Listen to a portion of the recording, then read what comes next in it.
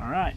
Welcome back to another Seed Pod podcast. This is episode 11. Yeah, we're getting into The Chosen. Yeah, we're kind of doing a little mini series, watching an episode of The Chosen, reviewing it. These aren't going to be super long, but people have asked you for months and months and months to watch it. They've asked me to watch it. They've asked me what I thought of it. It's out there. It's generally well liked. I have not run into anybody that just totally doesn't like it. Yep. I've had a couple of minor things, and I've developed a couple of minor things watching it myself. Yeah. But still, my overall is, I like this. Make sure you're on. Are you on? I'm on. Okay, we're on. Yeah, so we just watched episode 2, and so far in episode 1 and 2, there's a lot of scene setting. Yes. There's a lot of overall story development setting, and we haven't got a whole lot of Jesus yet, and you made a comment. Little bitty parts. I thought he'd be more in 2. He may be a little bit more in 2 than 1, but that's a very relative thing. Yeah. And, so far we haven't seen a whole lot of Jesus. I'm ready for Jesus. Ready for Jesus. I know, what comes, but so far, what impression do you get when you meet Jesus in the little snippets we have? What is your overall impression of just the character so far? I like the character. In the past, people who have portrayed Jesus in movies and such, I have generally found to be less than, it doesn't do it for me. Yeah. This guy, to me, suits the part. Yeah. I could see Jesus looking like him. Max von Sydow and Jeffrey Hunter of movie fame, not so much. Yeah. But yeah, I like they've obviously done a lot of research on the look of the times. They may have incorporated some things that were a little later, but in a way that's not a big deal. Yeah. But yeah, I'm kind of chomping at the bit, waiting for Jesus to make more of an interest. But I like what I've seen so far. And episode 3 it transitions fully almost into Jesus. I like a lot of just the small mannerisms, not even the words that he hasn't said a lot of words yet. Yeah. But just his smiles at moments. Yeah, he's comfortable with himself. He's comfortable, Comfortable around people. Yeah, like people Mary when he comes. Nicodemus wouldn't have been comfortable with those people. No, like when he comes to Mary's door and just the smile he gives and disarms her immediately. Mary, I know. A Jewish man once again. Yeah. Nicodemus is all pent up all the time. He's not comfy. Yeah, and I like Nicodemus's revelations, questioning, and how can this be so? And who's interfering with our worship now? Yeah, yeah. So this episode, obviously, episode 2 is about Shabbat, Sabbath, as we would say, and Sabbath was a rest day for the Jews. Would have started on Friday evening, a lot of times, and gone. It was obviously a big deal. In fact, so much so I was reading some stuff into it when I saw Mary pick the flower. I thought the guy was going to go turn her in or something.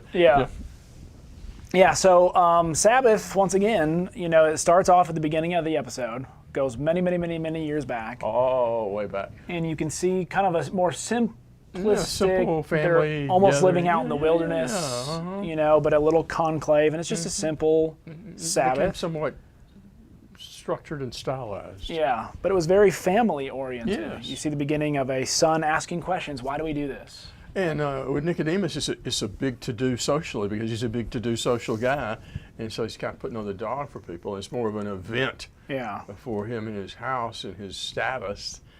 In fact, he even makes this comment about, well, we don't want to spend too much time, sarcastically, honoring God, do we, when his wife has other things she wants to attend to. Yeah, and that's, once again, and it's showing the difference. That's one of the things I like about the episode the most.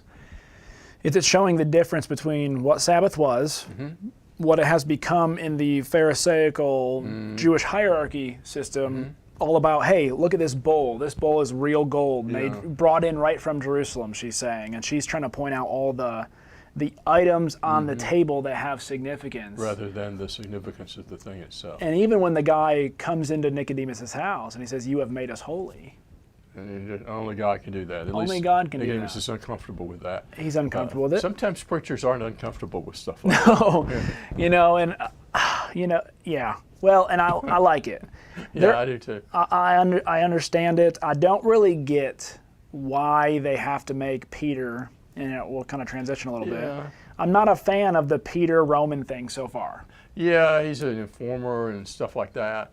And no, I don't have that sense. It didn't hit me as well. Yeah, that's Simon Peter. It didn't jive with me on that. Yeah. Now, what they're trying to do, to be fair, what they're trying to do is to set up fishermen, even though they were Jews. They're out there. Rougher kind of people, drinking. You know, they're in that establishment the drinking, shepherds, getting drunk. We know were the same way. There were a lot of folks who just ruffians of sorts. But to make Peter this snitch who is trying to sell out his own brethren, I think, for me, it went a little beyond. I thought so. Plus, I think Peter's in a consortium with John and all. They've got a fairly almost middle class situation going there. Yeah. And they're just kind of showing him on his own. He and his wife obviously have got some difficulties, which I know from things I've seen that kind of plays out. But so far, the Simon Peter thing is not hitting me that well. Another thing, we talked about that. Yeah. Mary Magdalene is getting more attention. I don't think it's inappropriate attention, but just more attention than I would have thought. Yeah. Yeah, and once again, poetic license, all those kinds of things. You gotta have some of that. We know, and we're going to see, Luke points it out more than any other gospel, that the women were accompanying Jesus. And what we don't know yet, and I know is coming, is they've used this as a means to show why the women would have been around Jesus and with him in the first place. We're not there yet. Actually, the next episode is one of my favorite, with Jesus around the little children and how much time he spends with children. But so this episode, once again, it's still a setup. I think it's doing well, at least getting you culturally oriented. Yeah, I think it does a good job with that. Mary inviting people who normally would not have been invited to Shabbat. The outcasts. And Jesus being there, that is definitely something Jesus does and is. Now, he wasn't invited to Nicodemus's. No, he wasn't. And at this moment, Jesus is not really huge on the scene. But we do see, it's interesting, he already has some disciples. He's considered a rabbi. Yep. And you can tell by his little cap and what he's wearing. He's got his rabbi stuff on. He's got his rabbi stuff on, so he is a teacher. He's not hiding that. No. But he hasn't been big on the scene. And Nicodemus is wondering, why would someone perform a miracle and not want accolades? Well, he even thinks it was him, and he's trying to talk to Mary about, well, when did this happen after I did? She didn't even remember him. It was another guy.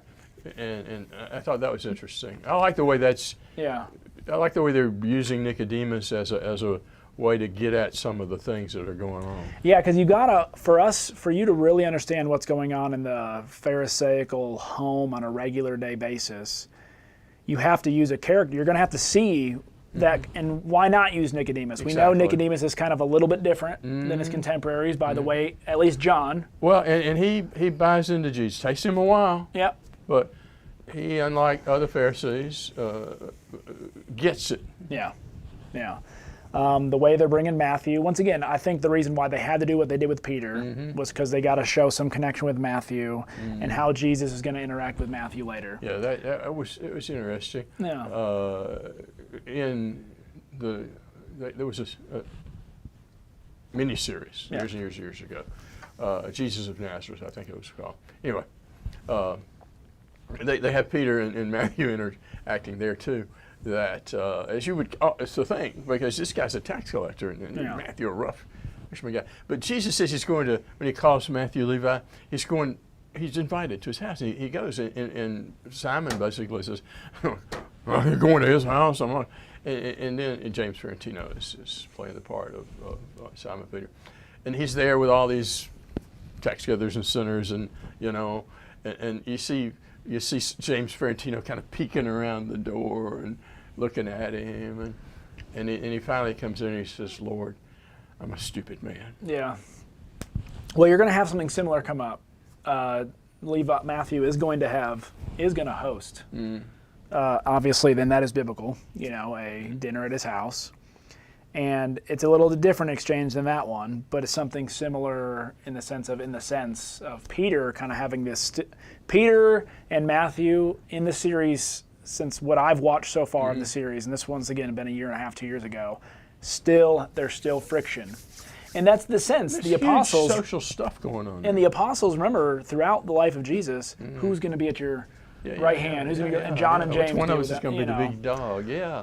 And you got Zealot that's going to be in there. I mean, What was Jesus thinking? Well, he was thinking what he should have been thinking. Yeah. We don't think like we should think. Yeah, so far, if you just watch the first 2 episodes, you don't have a whole lot of, well, where can I go to see that happened? Yeah, no, You know, a lot of this is still set up, addressing cultural things. and they're doing a decent job I think so. with addressing a lot of the issues. Like you said, the pictures in the background when they're braiding the hair, they didn't have pictures of themselves.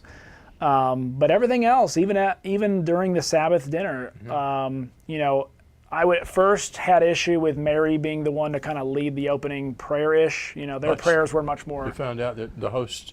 But actually, you find out the hosts, especially the women hosts. Even that may have been later on. We don't really know, but that was not inappropriate. Yes, a lot of times when you look at what were Jewish traditions, trying to pin when those Jewish traditions happened and which area of the world actually did that. Yeah, because it's flung about here. Yeah, so I just want you to give, you know, the creators of this don't give up show, on it. It's within the bounds, I think. Yeah, they have to struggle and weigh through what traditions were actually going on during the first century in Jerusalem, because there's a lot of different writings out there that would have you believe, well, it could be this, it could be that, it could be this, and so. But they hadn't gone to India and looked at Hinduism to get the point, so Yes. let's keep it within the Jewish context. Yes, so I think it's a great show for you just to understand the world that Jesus walks into.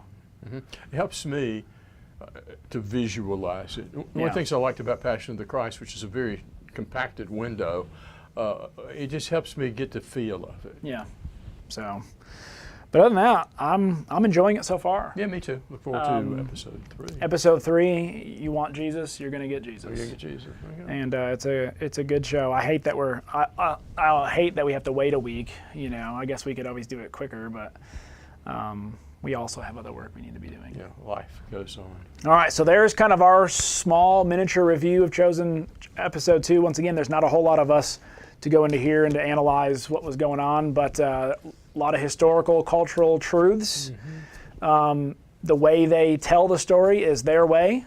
I would have maybe chosen a couple different ways to do it. Yeah, but Matthew, I kind of, I think they maybe overdid him a bit. Yeah. But still, well, the Romans keep bumping him and all that stuff. I mean, I think they were probably aloof and snarky, but I'm not sure about that. But anyway, at the same time, nobody liked tax collectors, even the Romans. I wonder if the centurion who's helping out with Matthew, if he may be the centurion later, who Jesus, when he comes down off the Sermon on the Mount, believes. I don't know, because I had never got that far in the series, well, we'll so see, it could won't be. we? Because there's obviously a Roman centurion Yeah, he's playing a part.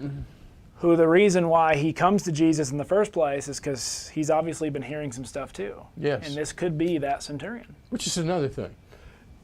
Without all the modern things that we have to project ourselves to people, simple word of mouth. Yep. And I still think that's the most powerful thing that the church could have today if it really realizes its identity in Jesus. Word will get around. Yeah, absolutely.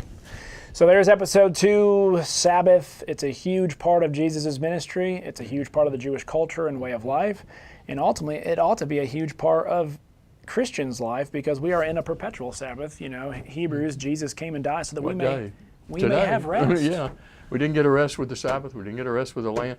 We get a rest in Jesus. Absolutely. So, all right, there's Seed Pod episode number 11. And as the story develops, we'll have, once again, there wasn't a whole lot to comment on in this episode. We'll have more comments as the episodes come rolling through. Yes, we will. All right, we love you. Yes. Don't forget to heart, care, comment, share. I'm going to have to write that down somewhere, like on a board behind us. Board. Went him. All right, we love you guys. Yes.